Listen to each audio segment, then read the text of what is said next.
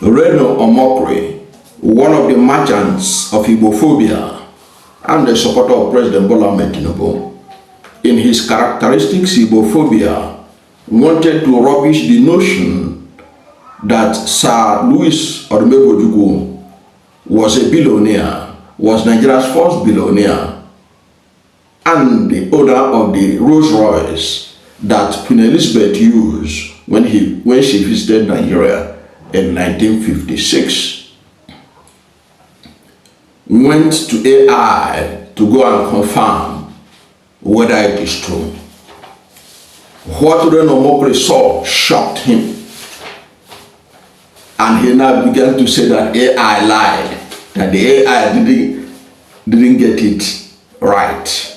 Now Reno knows better than AI. Now this is what Reno wrote after he discovered, he searched everywhere on all the AI platforms, and he was getting the same result. This is what he wrote. He said, actually, that is a lie. He was talking about that Sir Louis Ojukwu was once the richest man in Nigeria, Nigeria's first billionaire, and the person whose Rolls Royce was used in 1956 visit of Queen Elizabeth. So he said, actually, that is a lie. And if you investigate the claim on Google or any other AI, that lie has been so embedded in popular culture that even Google's AI believes it. You will also find many sources, all from the social media, backing the claim. They are all lies. Reno Omokri now know better than AI. AI gets its information from various sources on any topic. It's not restricted to one source, both Nigerian, foreign, all kinds of sources. AI gets its information from there on any topic. So because of his Igbophobia, he wanted AI to justify his lies. But AI gave him the truth. He now says AI lied. It's because it's popular culture. AI was not told the truth. And now Reno Omokri is the owner of the truth. He knows the truth on who was the richest. And he claimed that it was Mohammed Sanusi's grandfather that owned the Rolls Royce that the Queen used. Okay? But when he got to the AI, he got a different result. And he didn't like it. So AI lied, as far as he was concerned.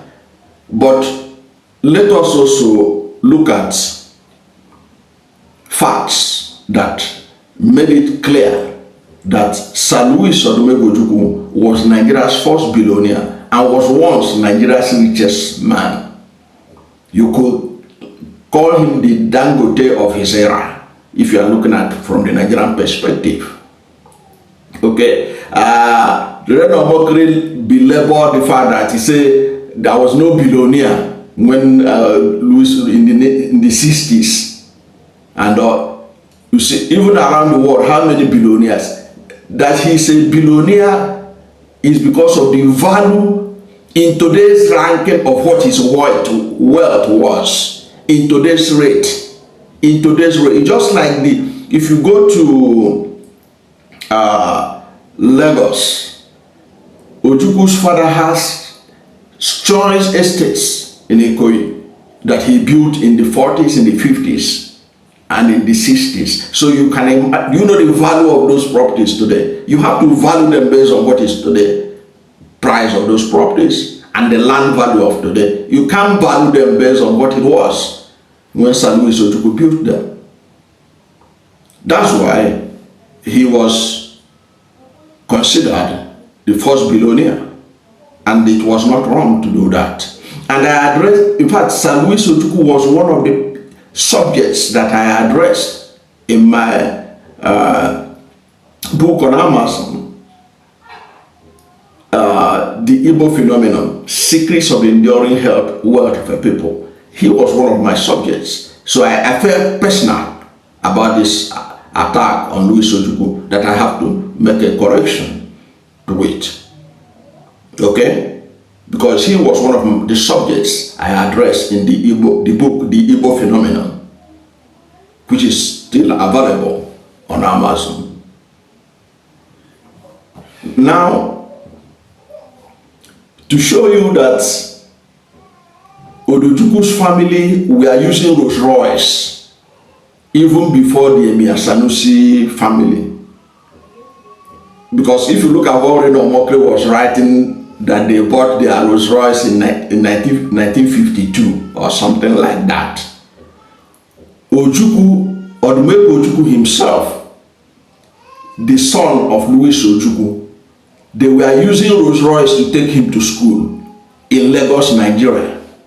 This was captured by a British journalist in his book, Emeka. That was Frederick Forsyth. Frederick Forsyth wrote, describing Emeka's, that's Emeka Ojukwu's privileged upbringing, including that he was being chauffeur-driven to school in Rolls Royce as the son of billionaire businessman. That is Frederick Forsyth, a British journalist, writing this, that Emeka was chauffeur-driven to school in a Rolls Royce as the son of a billionaire businessman, Sir Louis Ojukwu. And look at an excerpt from that book, Ojukwu by Frederick Forsyth, said that Emeka Ojukwu was born in 1933 in Zungeru, then in the northern region of Nigeria, the son of Sir Louis Ojukwu, one of Nigeria's first and most prominent indigenous millionaires, later to be titled a billionaire in today's value. That even when Frederick Forsyth wrote this book decades ago, he said that Louis is a billionaire in today's value more than 30 years ago when he wrote the book. He says Sir Louis was a business tycoon whose empire spanned transport, real estate, and trading. Young Ojukwu grew up in a world of extraordinary privilege. As a boy, he was driven to school in Lagos in a chauffeur-driven Rolls Royce, a symbol of immense wealth and status of his family. And Ojukwu was born in 1933. So when were they using Rolls Royce to carry him to school? That was when he was about between 6 and 12 years old. That was before the Second World War. Take note of this timing. That was before the Second World War. The Ojukwus are using Rolls Royce to take a child to school. You can imagine what the father writes, that his son is taken to school, chauffeur driven. It's not his father that is driving it. A driver was taking Ojukwu to school, to King's College. So you'll be able to appreciate that this man was extraordinary, ahead of his time. Okay? So between when he was 6 to 12 years old, Ojukwu was being chauffeur-driven.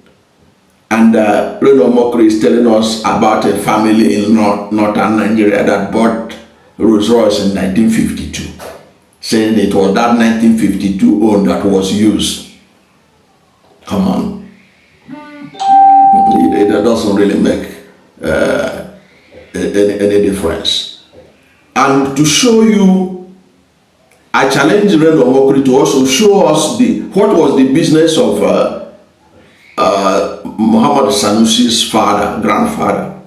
He said they were richer, and then he mentioned Dan Tata. So what were the companies of Dan Tata that made them to be richer than Ojukwu, Sir Louis Ojukwu? But Louis Ojukwu was so prominent that because of his wealth, he became the first president of the Nigerian Stock Exchange. He became president of Nigerian Stock Exchange decades before Dangote became president of the Nigerian Stock Exchange. Decades. He was the first president of the Nigerian Stock Exchange. Sir Louis. Do you know why they call him Sir Louis? He donated hundreds of vehicles to the Royal Military Army to fight the Second World War. After that, the Queen honored him. So who would the Queen use his vehicle when he come to Nigeria? Between Sanusi Ojukwu and Sanusi Dantata, Sanusi in Kano. What was Sanusi's contribution to the war effort compared to Sanusi Ojukwu, who donated hundreds of trucks for the British Empire to fight war? That was why he was given knighted for his contribution in that war. Now let us look at some of the companies owned by Sanusi Ojukwu, so that you know that he was ahead of his time and he was bigger than Dangote of today that you are seeing today at his time. Now, he founded Ojukwu Transport Company, which was a major company in Nigeria in the 1930s to address the transportation needs of the Eastern Nigerian traders. By the 1950s, take note of that, he boasted a fleet of over 200 trucks. Today, when people hear Dangote saying that he's bringing out trucks to transport his fuel, people think it's a big deal. The trucks of South Ojukwu was over 200 trucks by the 1950s. Then you have the Ojukwu stores. You have the Ojukwu stores. This was a retail business that he established in Onitsha in the late 20s, focusing on textiles and general goods, capitalizing on the demand observed among Igbo traders. Then you have Ojukwu Textiles. He had a textile company, the Ojukwu Textile, a textile trading and manufacturing venture, complementing his retail and transport business, which became a significant part of his empire. Then he was also into stockfish import business. Ojukwu established Nigeria's first stockfish import business, diversifying his portfolio into the import trade. Long before Dangote, Sanusi Ojukwu was into cement business. He was the Nigeria's biggest cement trader at his time. Yes. Which further expanded his influence in the construction and trade sectors. Now, these are direct companies he was running. Now look at companies he was associated with. In addition to his own venture, Ojukwu held influential positions as the chairman or board of several prominent companies and institutions. Like I told you earlier on, he was the president, the founding president of the Nigerian Stock Exchange. I'm sure if you go to the Nigerian Stock Exchange, his picture should be number one there. He was the founding president of the Nigerian Stock Exchange when it was established in 1960, playing a pivotal role in Nigeria's financial sector. He was in the board of African Continental Bank and served as the president of the African Continental Bank. He was in the board of African Continental Bank as its president, the president of the African Continental Bank, a key financial institution in pre-independence Nigeria and the early post-independence era.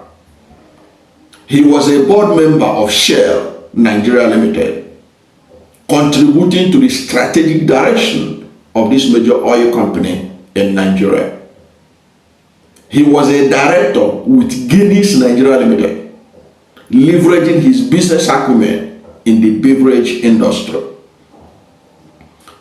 He served in the board of National Shipping Line, Nigerian National Shipping Line, influencing Nigeria's maritime and shipping sector. He was a board member contributing to the growth of Nigeria's construction industry. He also held a directorship position at the Coal Corporation. You know, in the 60s, Nigeria was a major coal exporter, and Enugu was the epicenter of coal mining in Nigeria. He was a board member. He was a director in coal, in the Nigeria Coal Corporation. He was also a board member of Costain West Africa Limited, a construction and engineering company. What we are telling you, these things are happening in the 50s and early 60s. Don't forget that this man died in the 60s. He was also a board member of John Hall PLC, where he worked as a clerk. You know, you need to go and read my book, The Igbo Phenomenon. Sir Louis Ojukwu started as a clerk at John Hart. In the language of today, that was where he from blew. How do I mean? He didn't. From there he began to, you know, expand his business acumen. While he was working as a clerk with John Hart, he began to open his own personal shops and putting people there to be running it while he was still working with John Hart. So he is somebody who understands the power of diversification of wealth, that wealth doesn't come from one source, it comes from different sources, that you can't be wealthy through one source. He was a living example of different streams of income. He started different streams of income when he was a clerk. After he finished secondary school at John Hope Wardell in Calabar, he moved to Lagos, where he was employed as a clerk, selling tires and other things. That's what John Hope was selling. So you can imagine what it means. Somebody who was employed as a clerk, years later, when he became a billionaire, that same company called him and said, come and be a member of our board. That was how big this man was. He was also Nigeria Marketing Board. He was a director there, contributing to agricultural commodity trade and marketing. He was a member of the board of Eastern Region Development Corporation. Sir Louis Ojukwu also served as a chairman in 1958, supporting regional economic development of Eastern Region. He was chairman of Eastern Regional Marketing Board, overseeing agricultural marketing initiatives in Eastern Nigeria. So now this is how big he was. And because of his influence, it was because of him that many people learn about the importance of business, especially investing in transportation and all that. Okay? Sir Louis Ojukwu's wealth was estimated at $4 billion to $40 billion in today's value. Sir Louis Ojukwu's wealth is estimated as $4 billion to $40 billion in today's value. And this was derived from his diverse business interests, including palm oil, exportation, transportation, textile, real estate, and more. When it comes to real estate, he had significant real estate holdings, owning much of Victoria Garden, Lagos. His ventures did not only build his fortune, but also mentor others, like Ojukwu, Ojukwu. These were his former drivers. So what are we talking about? What are we debating with Reno Omokri? But we need to debate with Reno Omokri on this, because Reno Omokri wanted to rewrite history. When he could not rewrite that history, he now said that AI is lying. And I have challenged Reno Omokri and others who think that Ojukwu is not it, that Dan Tata was. Let them list Dan Tata's company. Let them list his companies. His impact in the economy, the companies that he ran in this country. Let them list Mohammed Sanusi, that was, they say it was his vehicle, his Rolls Royce that was used. Let them, what was his business that he would own a Rolls Royce at that time? That was in 52. They say he bought his own in 1952. But the Ojukwus were already using Rolls Royce before the Second World War. They have enough Rolls Royce that one is dedicated to be taking Emeka Ojukwu to school. You know what that kind of wealth means.